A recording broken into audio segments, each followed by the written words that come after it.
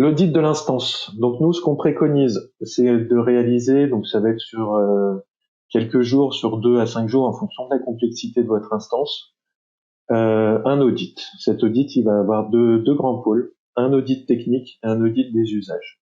Dans l'audit technique, on va essayer de mesurer globalement la complexité de votre instance. Donc, quand on dit complexité, c'est un peu vague. La complexité de chaque produit, elle peut se nicher sur de multiples éléments. Ça va être par exemple la volumétrie des données, le nombre de projets, le nombre d'espaces Confluence à reprendre, les workflows, comment sont utilisés des workflows, est-ce qu'il y a des conditions, des post-fonctions, des validateurs un peu avancés qui sont pas forcément toujours repris avec les outils de migration standard. Enfin voilà, on va regarder vraiment faire un audit assez détaillé de tous vos éléments de paramétrage, que ce soit les types de demandes, les workflows, les systèmes de permission aussi. Il y a quelques subtilités entre les systèmes de permission cloud et serveurs qu'il faut prendre en compte, les notifications, les champs personnalisés aussi, parce qu'on a plus ou moins de difficultés à migrer certains champs personnalisés. Donc voilà, c'est un audit. En gros, on va prendre tous les éléments de paramétrage de votre instance et on va essayer de les détailler un par un. On va s'intéresser aussi aux versions de vos produits serveurs. Pour deux raisons. Une première raison technique, qui est que les outils de migration assistant ne sont disponibles qu'à partir que des versions minimales de produits. Par exemple, sur Jira, ça va être la version 7.6. Donc, si on n'est pas en 7.6, il faut prévoir en amont du projet de migration une montée de version. On va s'intéresser à ça aussi pour préparer la conduite du changement. L'interface cloud est assez similaire aux dernières versions de l'interface serveur.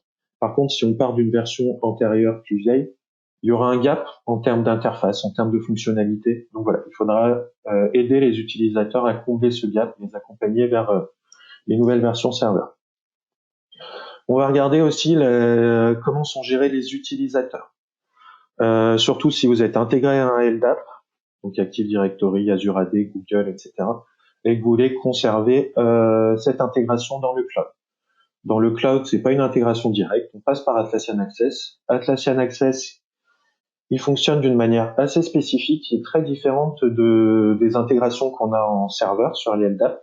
Savoir qu'on va s'intégrer à des domaines. Donc, on va regarder avec vous, est-ce que vous avez un domaine, plusieurs domaines?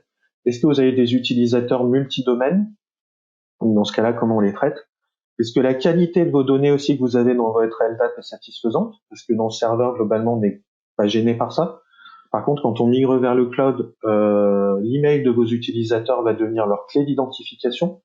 Donc, il faut qu'on ait un LDAP vraiment propre. Donc, chaque utilisateur a bien un email de déclaré et cet email est unique. Si on a un utilisateur qui n'a pas d'email, si on a un email qui est partagé entre deux utilisateurs du LDAP, la migration de tout le produit va être bloquée. Donc, voilà. Donc, on passe pas mal de temps en général à regarder les utilisateurs sources et la qualité des données de ces utilisateurs. Et enfin, le dernier élément, c'est les intégrations externes que vous avez pu faire sur vos produits serveurs. Ces intégrations, globalement, entre le serveur et le monde du cloud, il va falloir globalement, dans 90% du temps, les repenser pour passer via les API. Dans le cloud, vous aurez plus accès à la base de données de votre Jira. Vous pourrez plus difficilement, on peut plus difficilement aller chercher des données dans des bases de données tiers. Donc voilà, il va falloir passer sur toutes vos intégrations que vous avez pu paramétrer. Regardez comment elles fonctionnent en serveur, est-ce qu'on peut les répliquer en cloud? Et voilà. Ensuite, la deuxième partie de l'audit, ça va être un audit des usages. Donc cet audit des usages, on va chercher à mesurer la satisfaction globale des utilisateurs, les points d'amélioration sur lesquels on va pouvoir travailler ou pas pendant la migration, et les fonctionnalités critiques ou au contraire les fonctionnalités, j'ai envie de dire, un peu inutiles. Les fonctionnalités critiques, on va les identifier pour pouvoir bien les sécuriser pendant la migration, que ce soit pendant la phase de test et de démarrage post mise en prod. Et les fonctionnalités inutiles, on va voir du coup est-ce que derrière il n'y a pas des plugins que vous utilisez uniquement sur ces fonctionnalités et qui au final ne seraient pas utilisés en cloud. J'en profite, j'ai oublié, je suis désolé, dans la partie audit technique, pourtant c'est vraiment un gros morceau. On va regarder bien sûr vos plugins. Les plugins, quand on dit installer et utiliser, on va regarder surtout donc déjà quels sont les plugins que vous utilisez sur votre instance serveur, mais surtout est-ce que vous en servez vraiment. quels sont les cas d'usage, et derrière, est-ce que ces plugins existent en cloud, oui ou non? Est-ce qu'ils existent en cloud, mais est-ce qu'on n'a pas des fonctionnalités cloud, comme je vous disais tout à l'heure? Vous aurez quelques fonctionnalités supplémentaires en cloud. Je pense notamment en termes de workflow, en termes d'automation, vous allez avoir beaucoup plus de possibilités vers le cloud.